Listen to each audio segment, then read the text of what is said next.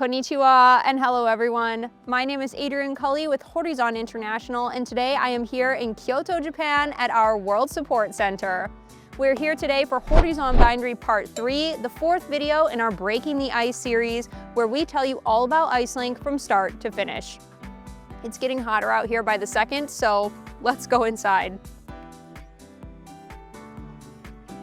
Ohayou gozaimasu. Adrienne-san. Hi, hello everyone. My name is Asuka Natsume on the technical support here at Horizon. So welcome to World Support Center Kyoto. Thank you so much. I'm so excited to be here today. We thought it would be a good idea to take our audience behind the scenes with our technical support team to show you how they are using iCE and how they are supporting our global network. Okay, yeah, so let's get started. All right, sounds good. Ohayou gozaimasu, everybody. So today I'm going to talk about technical support in iCE, and we use Horizon Japan domestic service team as an example. So the service action mainly started by the customer's phone call in Japan. A customer explained the machine conditions, errors, and situation, and the service team tried to solve it on the phone. When it is decided to visit the customer, because it is not solved the problem on the phone, the service manager checks the status of the machine on the iCE console shortly if the machine are connected to the iCE. When there is a machine that is having a repetitive or significant errors, he can see the error history, counter number, and software version. This allows him to have a full picture and be prepared before we arrive at the customer site. It also allows us to monitor closely afterwards to see if everything goes back to normal and runs properly after technical work has been done. So this is how we are doing inside of Japan, but what about customers who are outside of Japan? It helps us to work together with our dealer network to make sure all technicians on same page. And also we can see a major error, and we will provide some tips or suggestions to solve the problem while making iCE report. Oh, that's great. So you're basically providing the reports to our dealers who can analyze them with their customers and make sure that their customers are getting the most out of their Horizon equipment and the most productivity. Yes, exactly. I prepared a report using Horizon Bindery data. So you run SPF 2000, right? Yes, I did. Here you are. Oh, my very own report. Yes. How did you feel about SPF 2000 operation, or how do you think about this report? Well, just at first glance of the data, I can tell that I spent a lot of time refilling the paper in the collator here. You can see my stopping time was much more than my running time. And then if I briefly look at the error data, it looks like a lot more errors than I previously thought. But according to this report, the SPF 2000 runs smoothly without any big problem, I think. Yes, if I read the description of my error reports, it's all normal things, a small jam or, let's see here, timeout, things like that. Yes. Do you have a more realistic report with some numbers that would match maybe a normal facility prepared? Yes, so let me share on computer. Okay, so let me share the sample report to you to give you some tips for reading report. So our current iCE report consists of 2 pages. And on both pages, there are general information such as company name and model name, serial number, and time period. On page 1, there are 3 different types of chart. On top of left side, there are the pie chart. This chart shows the machine running state. Machine running states consist of normally 5 states. So run, stand still, error stop, change over, and power stop. In case of SB series, added one more state, like SB idle. On the right side,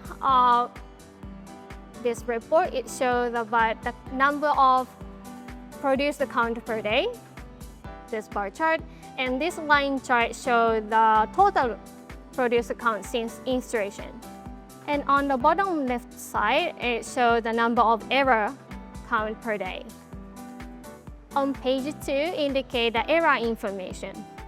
So on the top of left side, you can see the bar chart. So in different color, it means like the different types of errors. And there are 3 boxes. And on the bottom of left side box show the what kind of errors and how many occurred on the 1 month. On right side box show the what kind of errors and how many occurred in terms of the last week.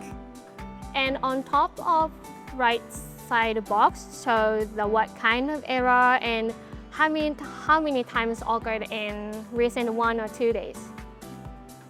So according to this error information, the service staff can prepare in any specific parts, should be replacement, or they can think about which part should be checked when visit to the customer site. That's great. And can you just clarify that none of this puts our customers' information and data at risk? No, it's only showing the mechanical information on the report. Great. And you also mentioned something about identifying major errors and preparing to solve them using iCE. Yes. Could you tell us a little bit more about what that's like? Yes, of course, but I think that is the best way to with an example, so let's talk to Katsura-san. Okay, perfect. I am here now with Katsura-san, who is going to tell us a little bit about how the team here at the World Support Center catches and solves errors with iCE. So, Katsura-san, can you please introduce yourself? Yes. Hello, my name is Yusuke Katsura. I provide technical support to the engineers of our distributors when they have problems. So we are monitoring several error code on daily basis through iCE. The first example is error code 2213 on BQ500. Actually, this error code is for LBA 500 and signal sub-amplifier communication errors. The cause is cable damage and in the cable chain assembly. As a trend of this error code, in the beginning, error code is not so happens very often. But if the cable damage progress, error code happens more and more. Then finally, LBF stops running. So when we find this error code on the iCE, we normally contact our dealers, then ask a replacement of the cable assembly to the improved one before LBF totally stops. Then we first discovered this issue in the US, and we were able to solve the problem. But later, same problem happens on other LBFs. So we proactively alert to dealers before the situation becomes serious. Well, that's great to catch that proactively so that dealers can fix the equipment for their customers before their customers have a significant amount of downtime. Yes. Okay, so next example is error code 665 on Stitcher Mark V. This error code means sheet transport delay on IFU50D. And there are several operational adjustments on the manual. And on the iCE, we can see this error code on the most of Stitcher Mark V. I think most of error code can be solved by the adjustment, but there are some cases that needs belt tension adjustment and installation of the modification parts to prevent belt slip. Currently, we are monitoring a few error code, but we will increase the number of error code that we will monitor. And we provide a solution and hint to our distributors to improve the productivity of the iCE connected machines. Well, this is a great tool for Horizon to connect with our dealers, to help our dealers make sure that they are allowing their customers to have the most success possible with their Horizon equipment. Thank you so much for having me here today. No problem. We are happy to talk about iCE and technical support. If you haven't seen the other videos in our Breaking the Ice series, please check the links in the description. And if you have any questions about iCE or the technical support team, you can always contact your local representative or visit our website for more information. But until then, make sure you stay happy, stay healthy, and finish first with Horizon. Bye. Bye.